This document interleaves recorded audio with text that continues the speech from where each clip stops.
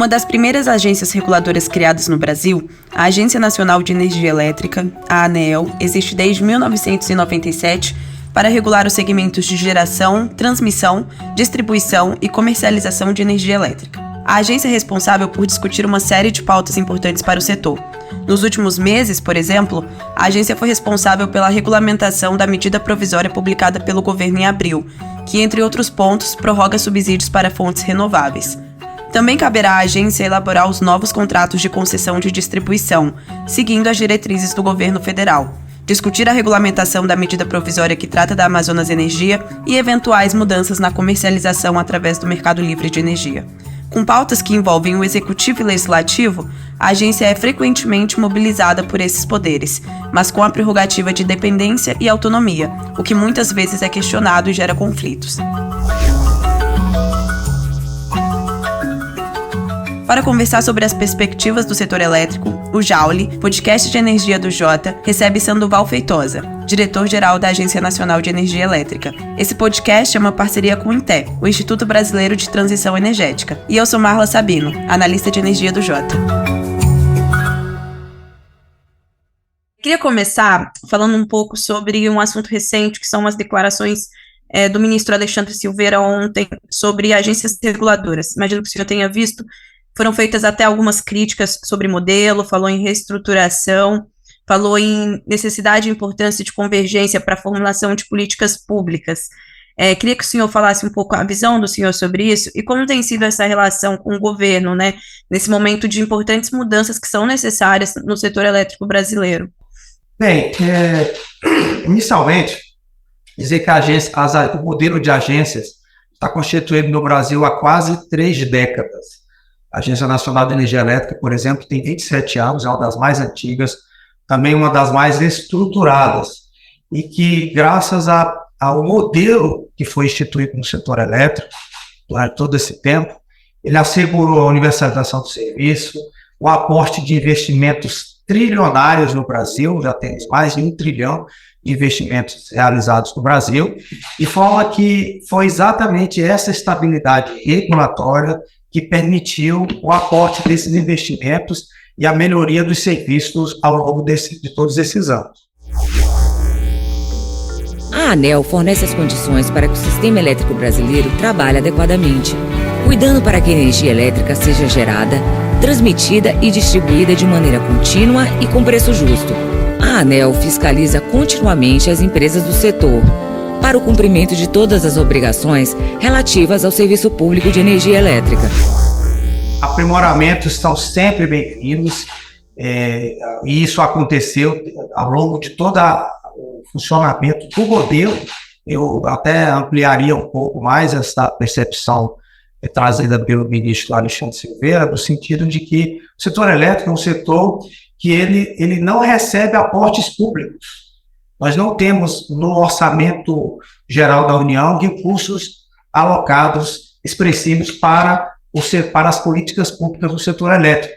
Tarifa social, por exemplo, que é uma política pública, ela vem via tarifa. Incentivos à matriz renovável vêm também via tarifa. Outros incentivos que nós temos nas tarifas, por exemplo, o suprimento de energia elétrica nas regiões isoladas do país, vem via tarifa.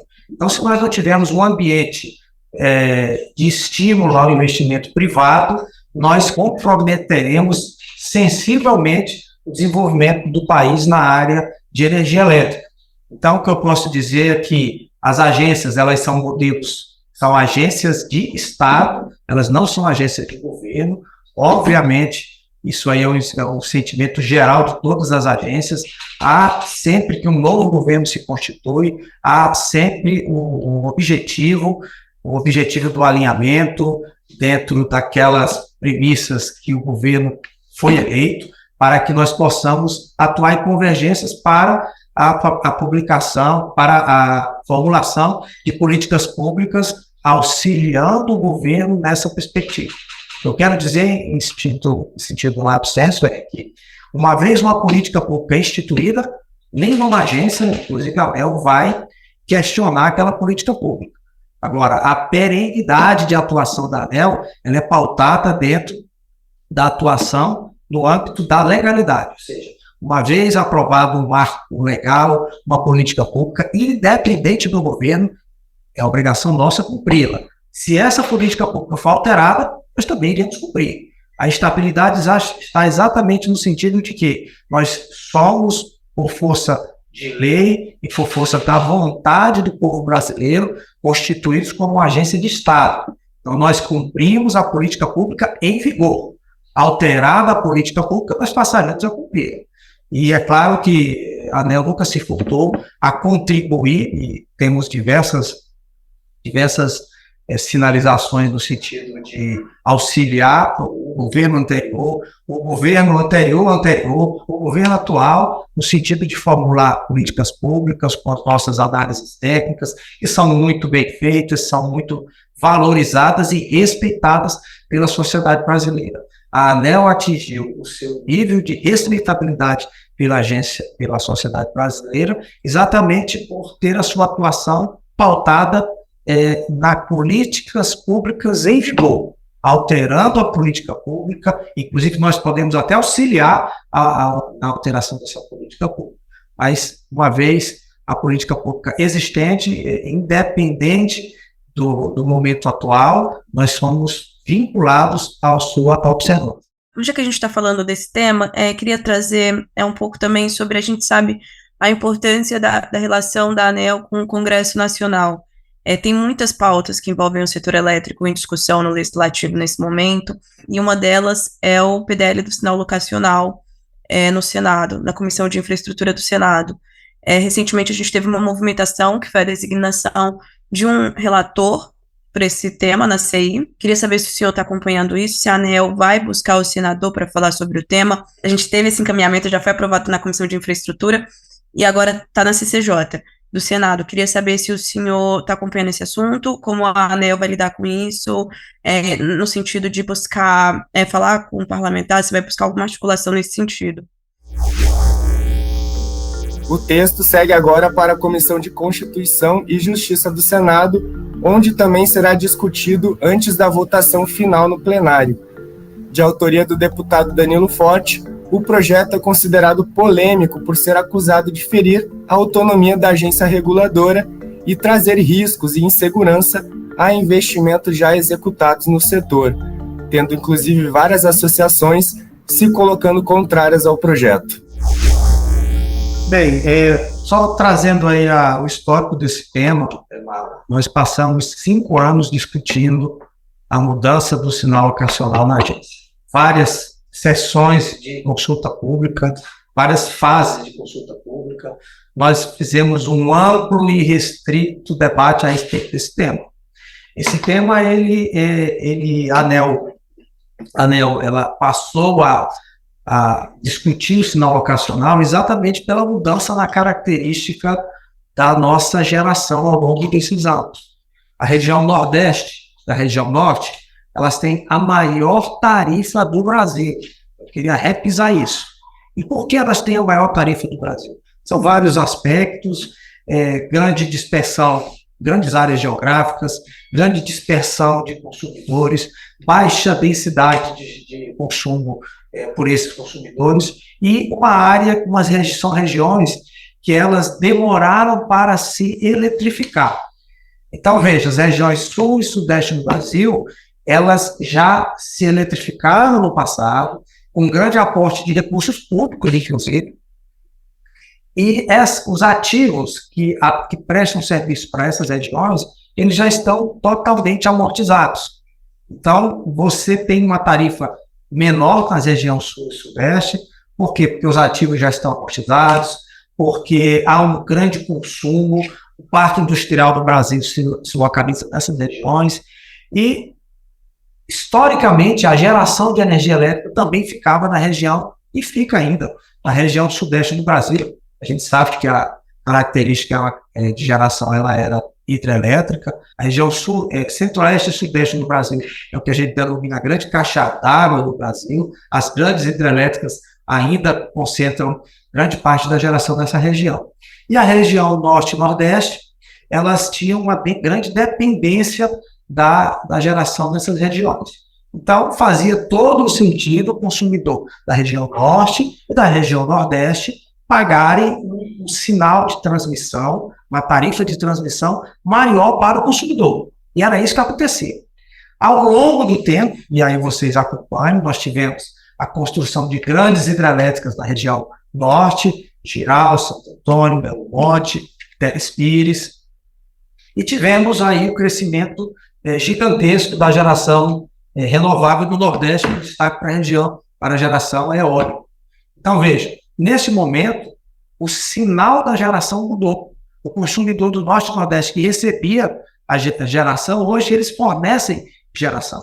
Então, não faz mais sentido o consumidor do Nordeste pagar uma tarifa, Norte e Nordeste, pagar uma tarifa muito mais elevada. Com base em todos esses estudos que nós passamos durante 5 anos, a ANEEL mudou o sinal locacional, decidiu intensificar o sinal locacional, ou seja, colocar para o consumidor que mais paga, que mais usa o sistema, ele pagar mais pela transmissão. E o que acontece? A lógica é, consumidores da região Norte e Nordeste vão pagar menos, eu quero deixar claro, o sinal da ANEEL é para que o consumidor da região Norte e Nordeste, ou seja, os que pagam a maior tarifa do Brasil, paguem menos energia elétrica. Os geradores que lá têm as suas usinas vão pagar mais caro porque eles vendem para a região Sul-Sudeste a sua geração, na sua grande medida. E na região Sul-Sudeste o sinal é o contrário. Aquela região que tem uma tarifa menor para o consumidor, ela vai aumentar gradativamente e a tarifa de geração, ou seja, os projetos de geração nessa região terão tarifas menores. O que é que isso tem de positivo? Primeiro, a justiça. Quem usa mais a rede tem que pagar mais. Isso é o básico de um país que tenha justiça nas suas decisões. Primeiro ponto. Segundo ponto, tecnicamente irrefutável. A ANEEL não tem nenhuma dúvida e não há um único estudioso hoje que refute essa teoria da ANEEL. O que há, por outro lado, são motivadamente, justificadamente, aspectos políticos. Isso aí eu não posso opinar nessa seara, porque não somos políticos. Agora, o outro ponto, que é o essencial, também a respeito do mérito. A região Norte e Nordeste não possuem grandes consumidores intensivos de energia, entre outro aspecto que a tarifa de consumo é mais alta. Essa ação da ANEEL, ela permite que gradativamente a tarifa na região Nordeste e Norte seja reduzida para o consumidor, você traz mais justiça social, diminui o desenvolvimento, as desigualdades regionais, por consequência. O que eu quero dizer é que esse não foi o motivo da ANEEL, porque a ANEEL não faz política pública. Agora, no que se refere à evolução, de fato, nós defendemos essa tese na Comissão de Infraestrutura, por decisão da maioria dos senadores decidiram caminhar com o PDL. O PDL hoje está na CCJ, foi designado um relator. Nós já tivemos com o relator no passado, não tivemos depois que houve a designação, até mesmo porque tivemos outras agendas, mas isso também faz parte do nosso plano de trabalho. E, por fim, dizer que a ANEEL continuará defendendo até o último momento e em todas as instâncias possíveis a sua decisão, porque ela é, primeiro, legal, não há nenhuma ilegalidade na decisão da ANEEL. A ANEEL seguiu exatamente aquilo que eu falei no início da nossa fala, que se refere a políticas públicas. A lei de criação da ANEEL, ela diz muito claro que a ANEEL deve intensificar o sinal locacional de forma a dar o sinal de preço para quem mais usa a rede. Esta é a política pública que está colocada. Se há um entendimento do Congresso Nacional, de forma legítima, que tem que mudar, muda essa lei e a gente passa a cumprir a lei que foi definida. Hoje, a ANEEL cumpre a lei. Sobre esse tema, o senhor falou sobre o custo da energia no Norte e Nordeste, né? As minigeradoras GD no Norte e Nordeste servirão para reduzir o custo desse serviço para os consumidores dessa região? Depende. A mini e microgeração distribuída, ela é um fenômeno fabuloso, espetacular no Brasil, e que tem grandes incentivos tributários ao longo de todo esse tempo, dado o posicionamento do Brasil e os acordos aos quais ele é signatário.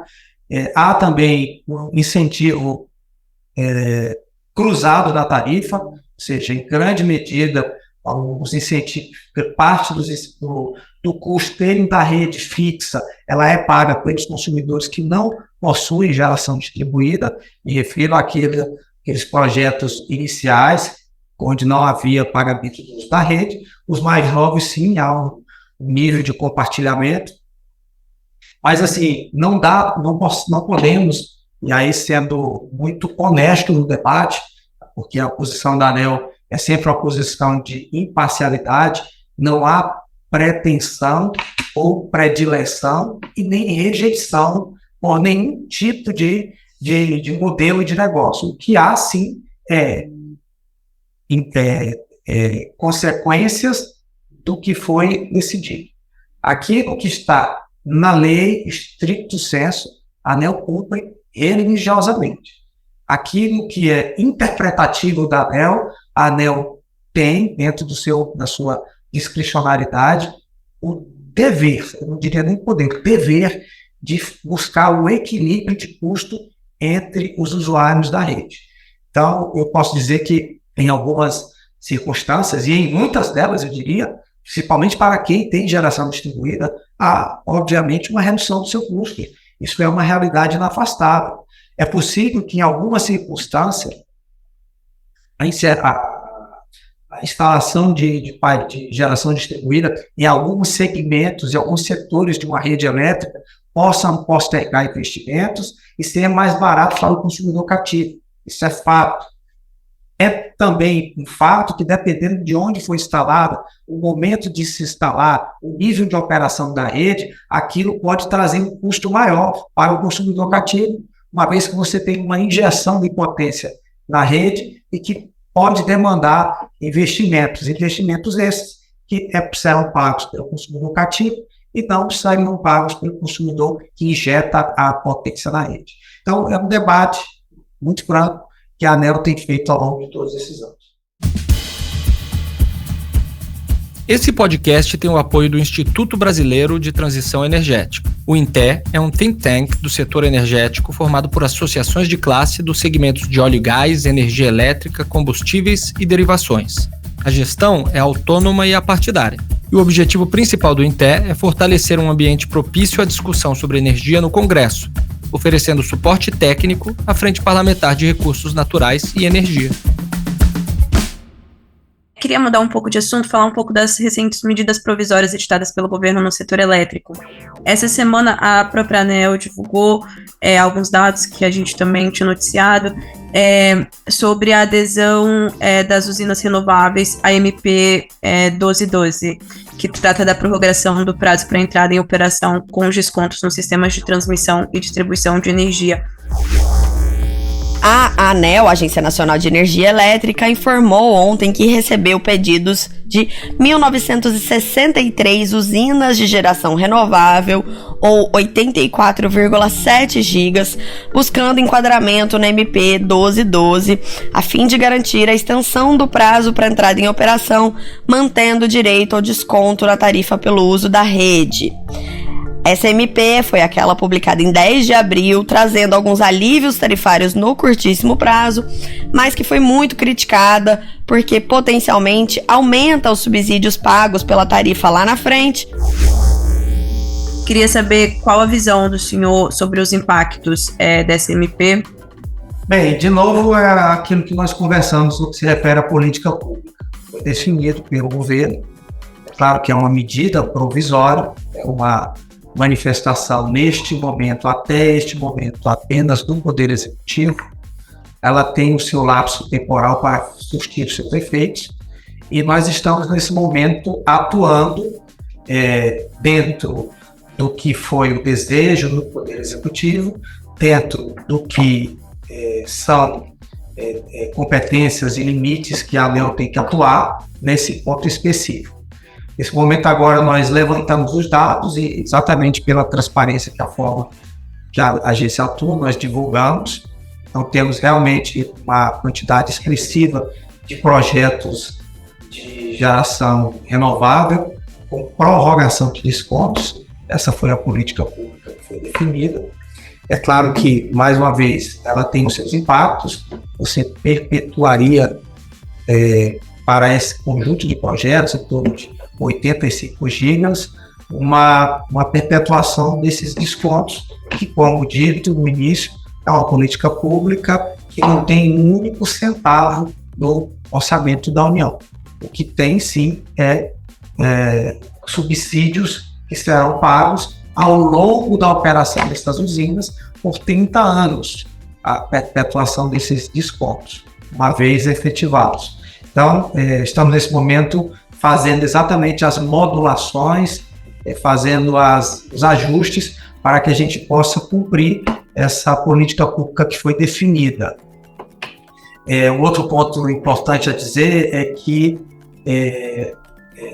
hoje, em torno de 26% da geração no Brasil, entre renovável, entre eólica, solar centralizada e solar distribuída, estamos falando de torno de 26% da matriz brasileira. É realmente muito expressivo. A expansão, ela aponta, nós temos previstos para 2024 apenas a expansão em torno de 4,1 gigawatts de usinas. Agora, quando a gente vai para o que está em construção e está atualmente em concessões e outorgas, muito bem.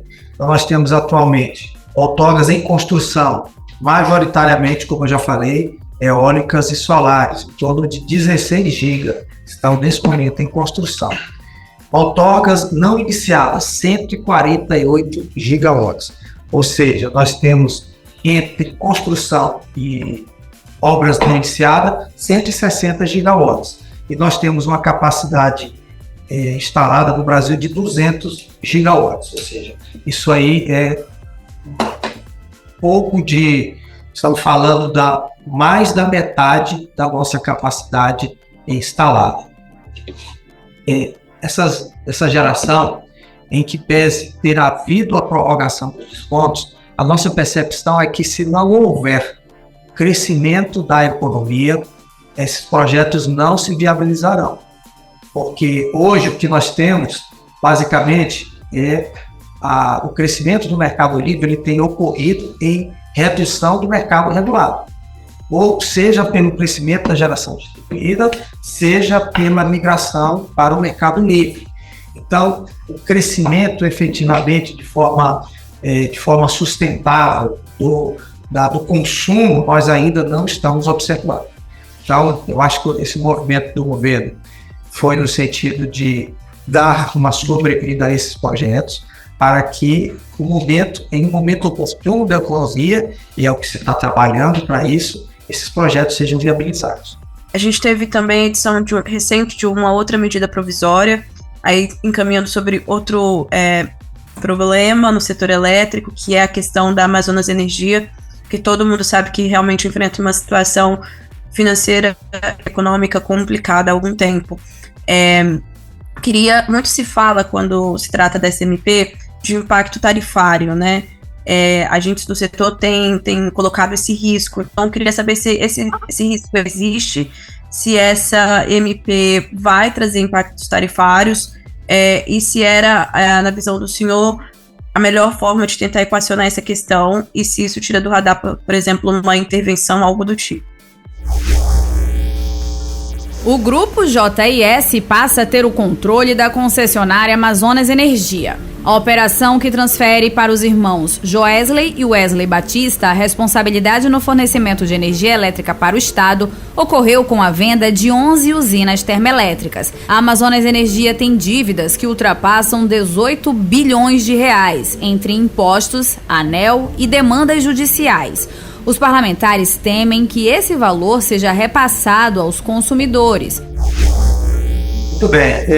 Esse assunto da Amazonas Energia, muito boa sua pergunta, porque, primeiro, para dizer, para quem nos acompanha, entender como chegamos a essa solução, essa situação.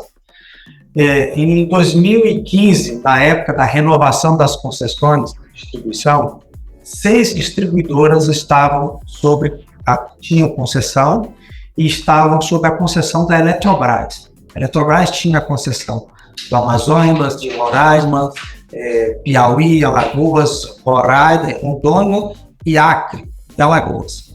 Tínhamos 6 distribuidoras e também tinha a distribuidora do Amapá. Essa não era concessão do Estado, não estava sob a Eletrobras. A concessão do Amapá nunca teve contrato de concessão, para colocar aqui isso em perspectiva. Quando chegou em 2015, houve a publicação de um decreto que estabelecia os critérios para a renovação. E naquele momento a ANEEL atuou em sinergia com o Ministério de Minas e Energia e o Ministério definiu diretrizes e a ANEEL depois firmou as diretrizes de um contrato de concessão muito mais rigoroso.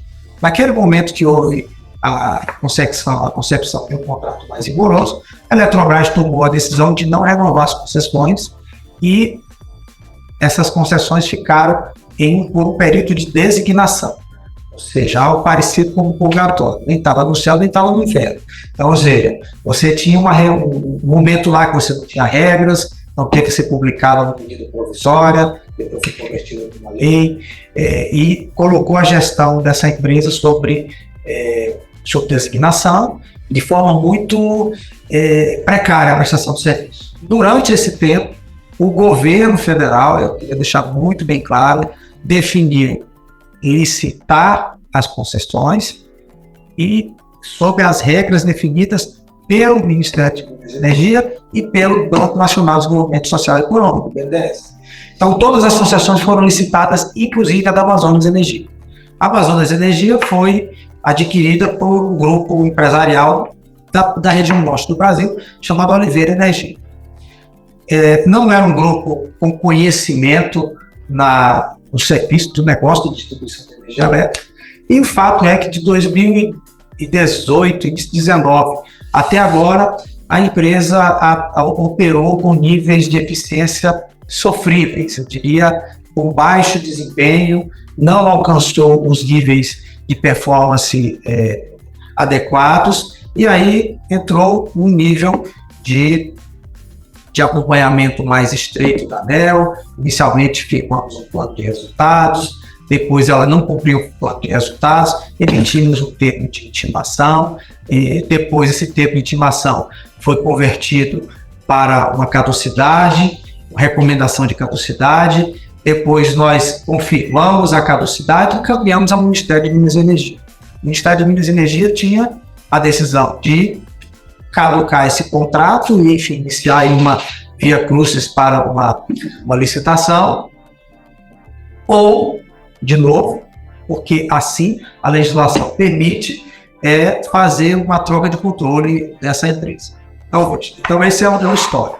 A Amazonas, ela tem, e talvez uma das grandes dificuldades do atual controlador é que é um modelo de distribuição diferente do resto do país.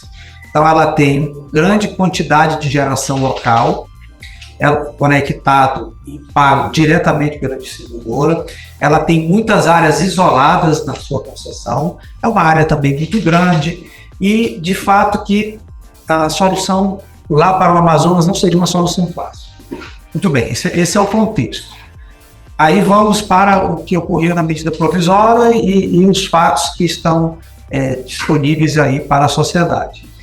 Essas termoelétricas da Eletrobras que estão conectadas diretamente no sistema da Amazonas Energia, elas geram energia elétrica e são pagas pelo consumidor de energia do estado do Amazonas.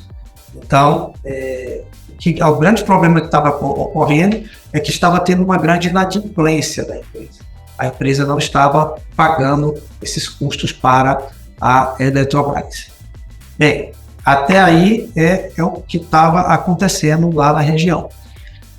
Fomos informados pelo mercado, a ANEEL não participou, a ANEEL não tem conhecimento em nada. É claro que essa operação será avaliada pela posteriori, é que a Eletrobras vendeu as suas usinas para o Grupo Âmbar.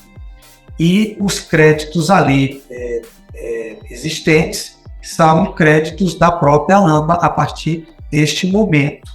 Então, uma outra decisão que foi tomada, e aí essa de forma estrutural, consta na medida provisória essa definida, mais uma vez, pelo Poder Executivo, é que esses contratos que estão hoje sobrecarregando a tarifa do consumidor do Amazonas, eles serão convertidos para contratos de energia de reserva, que são pagos por todos os consumidores cativos do Brasil e também pelos consumidores do mercado livre. O conceito da energia de reserva é a energia que ela é do consumidor para trazer segurança ao sistema como um todo.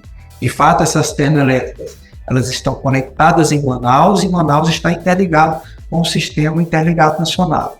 É uma geração expressiva, em torno de 2 gigawatts, e que, a partir da publicação da medida provisória, em sendo confirmada, passam a ser remunerados pelos consumidores cativos e consumidores livres do Brasil. Então, nessa perspectiva,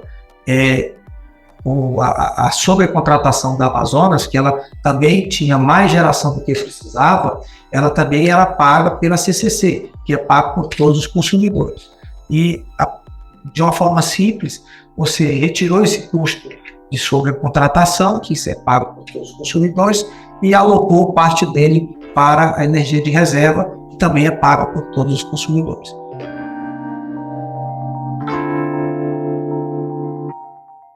Considerando, a gente ainda não tem como o senhor mesmo disse, precisar, né? O MME diz que não haverá impacto na tarifa. E a gente também tem essa outra MP que a gente falou sobre a prorrogação de subsídios para fontes renováveis.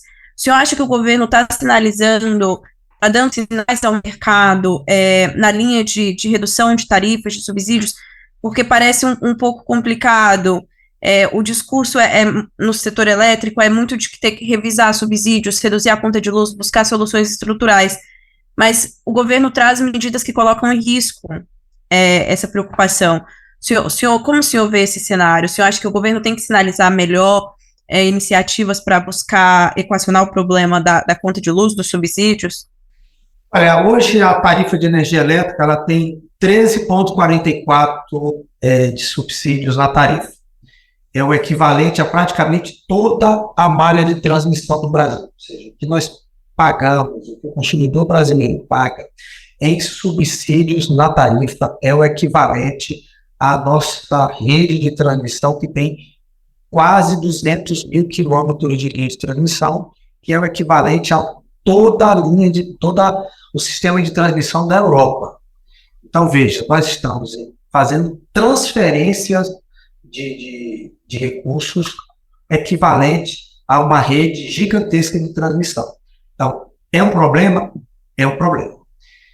Quando a gente fala sobre perspectiva de governo no sentido amplo, eu queria apenas limitar o Poder Executivo, mas também o Poder Legislativo, que ao fim a intenção e a manifestação dos dois poderes, eles resultam na política pública. E nos últimos anos, não tem havido nenhuma única medida legislativa no sentido de redução dos subsídios, ou seja, a grande maioria das iniciativas sempre são no sentido de elevar os subsídios. E eu nem diria que isso ocorre com o sentido de majorar a tarifa. A majoração da tarifa é uma consequência. Vivemos um país que tem muitas desigualdades, é um país que tem muitas dificuldades, sob o ponto de vista de incentivos à atividade econômica também. É um país muito grande, muito continental, que tem muitas diversidades. Então, veja, a gente tem, às vezes, uma região que tem desenvolvimento da atividade carbonífera, por exemplo. É importante para aquela região ter a atividade carbonífera, porque ela gera emprego, ela gera renda, e ela gera divisa da arrecadação de impostos e ali você há uma pressão legítima, natural da sociedade para que aquela atividade permaneça. Por outro lado, nós temos, por exemplo, na região nordeste do Brasil, o efeito para a economia dessas regiões, da chegada das energias renováveis, é muito proeminente. Você tem uma dinamização da economia, você tem geração de impostos, criação de emprego, criação de renda. Você tem, nas regiões também que são atingidas pelas hidrelétricas, você tem também uma atividade econômica importante naquela região. Na medida que você diminui, por exemplo, a geração hídrica e caminha em direção a outras fontes renováveis e outras fontes de geração, você também acaba reduzindo a compensação financeira para os municípios. Então, veja que é difícil equilibrar todo esse conjunto de fatores. E aí, nesse sentido, ocorrem as políticas públicas que são firmadas, mais uma vez, sem um único recurso do orçamento público. Então, todas as decisões são no sentido de elevar, elas acabam elevando a tarifa de energia elétrica. Por exemplo, essa questão da renovação dos descontos. Foi publicada uma medida provisória, que foi chamada Medida Provisória do Consumidor, se não me engano, ela era 998, depois convertida na lei, que ela dizia que os descontos acabariam. E agora nós recebemos uma medida provisória prorrogando os descontos. Então, é sempre um debate muito intenso, porque o subsídio, ele, de alguma forma, uma vez concedido, a sua retirada, ela é muito difícil, porque ele acaba, aquele custo evitado pelo setor produtivo, acaba sendo incorporado nos seus processos, e há naturalmente uma dificuldade de retirá-los depois. Mas isso é um debate que cabe à ANEEL apenas fazer o que nós temos feito. A ANEEL, ela não tem ativismo legislativo, ela não atua de forma a criar embaraços, a ANEEL não faz isso. O que a ANEEL faz é dar transparência aos dados e às suas consequências. Desde o início de 2023, nós temos o subsidiômetro, que é uma das páginas mais acessadas pela ANEEL, o que mostra o quanto a sociedade está preocupada com os subsídios. Então, a ANEEL continuará dando transparência, a ANEEL continuará subsidiando o poder público. Então, o Ministério tem solicitado estudos para a ANEEL entrega esses estudos. Qualquer parlamentar que queira fazer qualquer política pública, se solicitar o apoio da ANEEL está à disposição, como também outros órgãos do Poder Executivo. A gente está falando de tarifas e eu queria fazer duas perguntas para o senhor. Queria saber primeiro qual é a estimativa que a ANEEL trabalha agora de reajuste médio nas tarifas nesse ano. E falando em tarifa, não tem como não falar de bandeira tarifária. A gente está vendo aí de um longo período de bandeira verde, mas a ANEEL tem alguma estimativa sobre até o fim do ano? Se vai ser mantida a bandeira verde ou vai ser preciso acionar alguma outra bandeira? Você refere à bandeira, ao sistema de bandeiras. De fato, nós tivemos aqui desde abril de 2022 a bandeira verde, graças a uma recuperação espetacular dos nossos reservatórios, várias medidas também que foram tomadas ao longo desse período para preservar a nossa reservação de água na cabeceira das nossas usinas, e de fato isso tem trazido um maior alívio na tarifa de energia elétrica. Sempre que nós vamos avaliar as bandeiras, sistema de bandeira, nós aguardamos o fim do período úmido para verificar como os nossos reservatórios estão, o estágio de armazenamento dos reservatórios, e fazemos algumas projeções para os meses seguintes, que são exatamente do período C.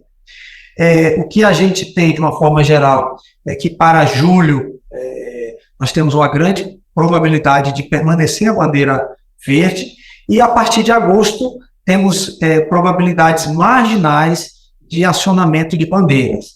Não é preciso, não temos condições de precisar de cravar com precisão e com certeza se a bandeira continuará verde, mas o que eu posso dizer é que a partir de agosto, que é o início do período seco, de forma mais forte, vamos dizer assim, ela começa a ter probabilidades marginais de atuação da bandeira amarela, especificamente. Mas tem essa chance, então, de até o final do ano ter esse acionamento?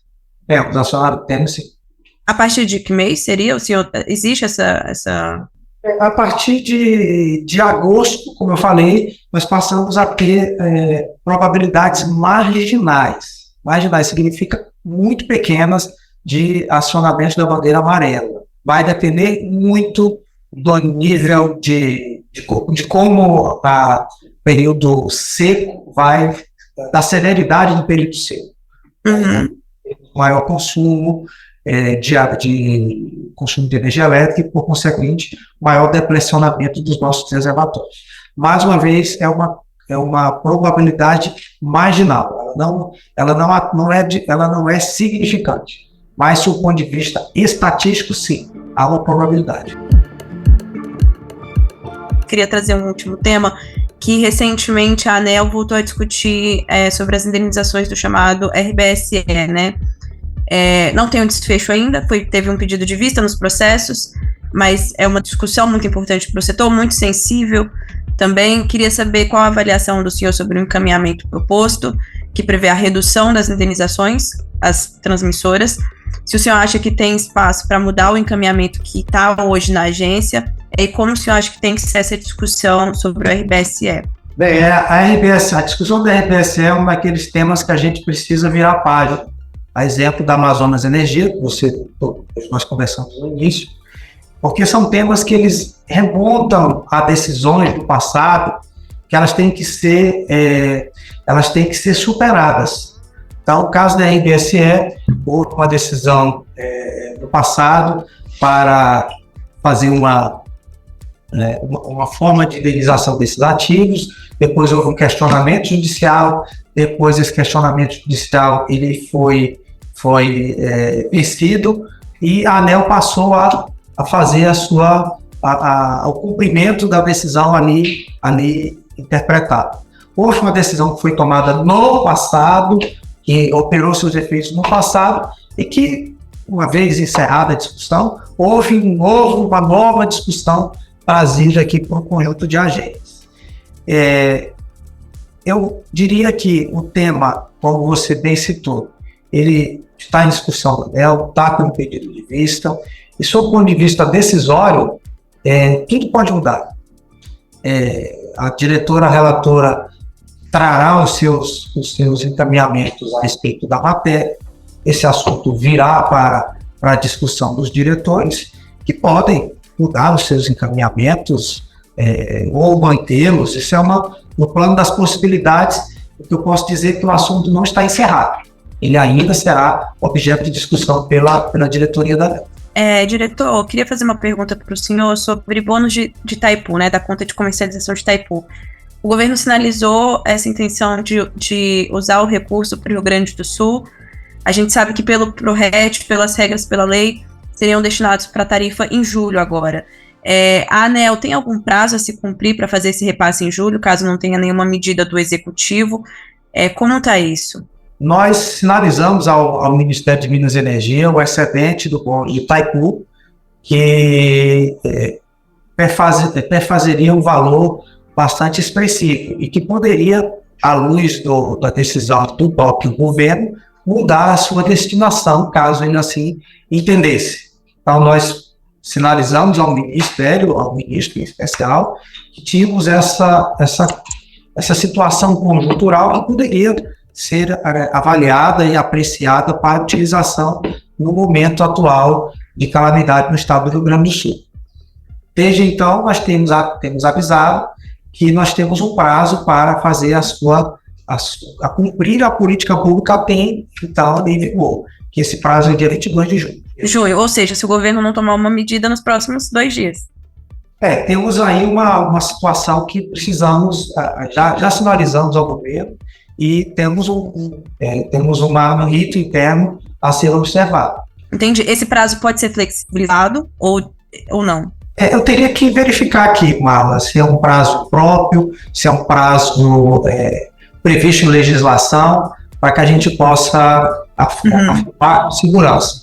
Eu acho que o grande ponto é que o mais relevante de toda essa discussão e a contribuição que todos nós estamos ansiosos a dar é que esse recurso seja, de fato, levado a quem mais precisa nesse momento, que é os consumidores, que é o Estado do Rio Grande do Sul. Eu não colocaria apenas os consumidores, eu digo o Estado, porque esse dinheiro, eventualmente entrando na conta de energia, da forma que tiver que entrar, ele apenas será transitado para uma necessidade urgente da população. Ou seja, em vez de eventualmente pagar a sua conta de energia elétrica, ele vai tentar recuperar a sua casa que foi danificada pela inundação, ou eventualmente adquirir alguns bens de consumo que ficou impossibilitado em função da sua impossibilidade de trabalhar. Então, eu acredito firmemente que a melhor destinação seria a utilização para auxiliar o Estado do Rio Grande do Sul. E é por isso que nós sinalizamos isso ao ministro e confiamos que o ministro está, nesse momento, envolvido e comprometido com a melhor solução para o Estado do Rio Grande do Sul na utilização desses recursos. Uma última pergunta, para a gente encerrar, que é sobre uma portaria recente do Ministério de Minas e Energia, que enquadrou projetos de usinas fotovoltaicas de mini geração no REID, né? E aí queria saber, ali prevê que a ANEEL vai participar desse processo recebendo os pleitos. A agência já está preparada para receber esses pleitos? Estão estudando como fazer isso? Como vai ser? O interessante dessa pergunta é que ela se soma a outros grandes desafios que têm sido trazidos para a ANEEL. A ANEEL, ao longo de todos esses anos, ela apenas cresceu em obrigações. Todas as obrigações possíveis. Se nós imaginarmos que nós tínhamos em 96, quando a ANEEL foi criada, nós tínhamos 72 mil quilômetros de linha de transmissão e tínhamos apenas 80 gigas de potência instalada, distribuídas apenas entre hidrelétricas e termoelétricas. Hoje, esse número praticamente triplicou, temos uma matriz de geração já em mais de 200 gigas, mais 148 gigas a começarem em construção, temos mais de 30 gigawatts em geração distribuída, temos um mercado livre que cresce, um mercado varejista de forma muito expressiva e um consumidor legitimamente exigente que cobra responsabilidades das empresas, cobra o serviço, e nós temos uma agência que só diminui de tamanho. A ANEEL, ela somente diminui em tamanho, diminui em orçamento. A ANEEL hoje está estrangulada financeiramente, ela está perdendo os seus maiores e melhores quadros, seja para o poder público, que acaba vindo socorrer-se aqui na agência, recrutando os nossos melhores técnicos. Ela também perde servidores para o mercado privado, que possui um sistema de remuneração mais agressivo e melhor. E a ANEEL, que é uma agência de Estado, que é o patrimônio do Estado brasileiro, fica à míngua. Então, o que eu posso dizer para a pergunta que veio é que vamos fazer os nossos melhores esforços, mas que no estágio atual, com a perda de 30% dos nossos quadros, com um corte de orçamento de mais de 20% e um processo de substituição ainda bastante aquém das necessidades da agência, nós teremos dificuldades de cumprir a contento, teremos dificuldades de cumprir a nossa missão institucional, porque a ANEEL presta um serviço à sociedade. Então, quando a sociedade reclama com razão que não tem que a fiscalização ela poderia ser melhor, o consumidor está correto, porque o consumidor paga para a agência funcionar. O orçamento que nós temos é um orçamento pago pelo consumidor de energia elétrica do Brasil. É uma taxa que se pressupõe uma contraprestação do serviço. E nós estamos, nesse momento, com limitações de atuação da agência. Queria, para encerrar, que o senhor fizesse um balanço para a gente do que a gente pode esperar nos próximos meses da ANEEL, de pautas prioritárias, do que o senhor acha que vai ser discutido, equacionado, como vai ser essa atuação nos próximos meses, quais perspectivas o senhor tem? Bem, nós estamos aqui, juntamente com os diretores, alinhando que temas muito relevantes que nós temos nos próximos meses, eles têm uma priorização nossa aqui por parte da agência. O que eu poderia dizer? Renovação das concessões, estamos aguardando a manifestação, a publicação do decreto pelo presidente da República, fornecemos todas as informações relevantes para que o Ministério tome a sua decisão.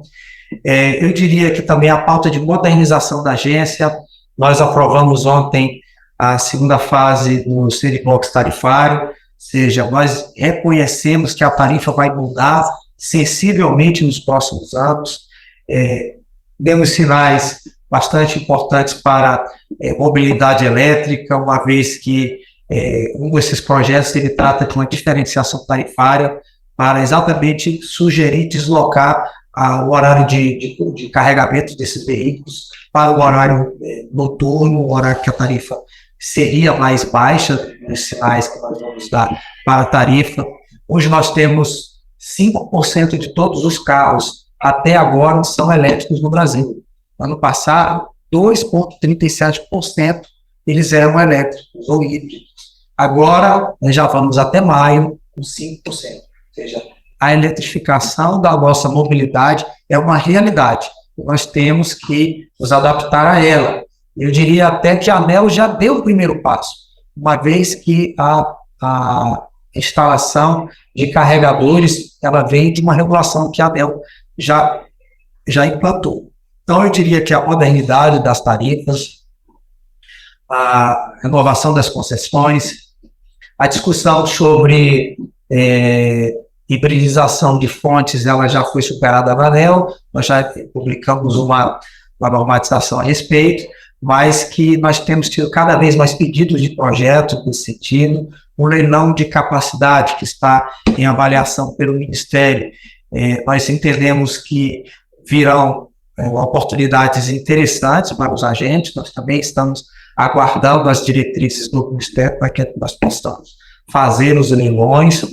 Teremos mais 2 leilões esse ano, o A-4, A-6 e o do MRK, que é uma perspectiva interessante, então a ANEEL vai se debruçar bastante nesses leilões. Temos também um outro leilão de transmissão, que tem sido um sucesso atrás do outro, então temos muitas perspectivas para o ano, e o que eu posso assegurar a todos que nos acompanham, que a ANEEL ela tem uma atuação estável ao longo da sua criação.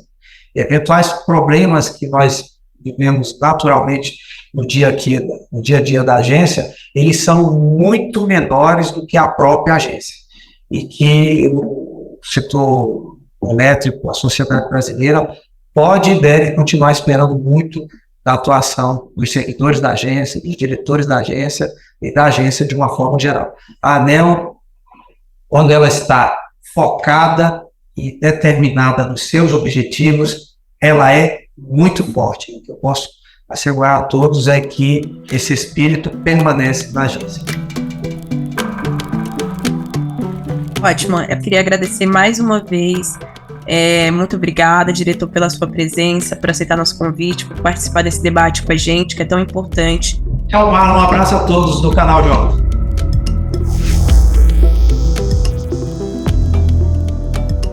Este foi o Joule dessa semana. O podcast de energia do Jota é uma parceria com o Instituto Brasileiro de Transição Energética, o INTE. A produção é do Estúdio Jota, a nossa área para guiar marcas e pautar o debate público e impactar tomadores de decisão. Uma versão estendida dessa conversa foi oferecida aos assinantes Jota Pro há algumas semanas. Neste programa colaboraram João Guilherme Lacerda, Letícia Paiva, Luiz Viviane e Tiago Aguiar. Foram usados áudios do Megacast, CBN, ANEELcast e o canal da ANEEL no YouTube. Até a próxima!